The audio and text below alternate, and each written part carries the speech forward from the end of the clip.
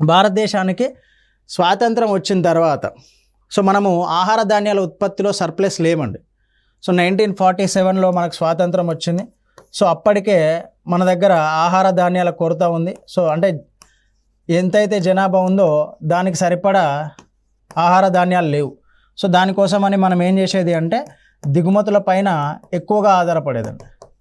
ఆహార ధాన్యాల దిగుమతుల పైన ఎక్కువగా ఆధారపడేది. సో దానికోసమనే స్వాతంత్రం వచ్చిన తర్వాత ఏర్పాటు చేసిన మొదటి ప్రణాళికలో దేనికి ప్రాధాన్యత ఇచ్చిళ్ళు అంటే వ్యవసాయ రంగానికి ప్రాధాన్యత ఇవ్వడం జరిగిందండి. రైట్. సో వ్యవసాయం చేయాలి అంటే సో మనకు అప్పటి వరకు నీటిపారుదల సౌకర్యాలు కల్పించాలి అని చెప్పేసి కూడా దీంట్లో పేర్కొనటం జరిగింది. దీంట్లో ఫస్ట్ 5 year ప్లాన్లో. ఓకే. సో దీని యొక్క లక్ష్యం ఏంటంటే 2.1.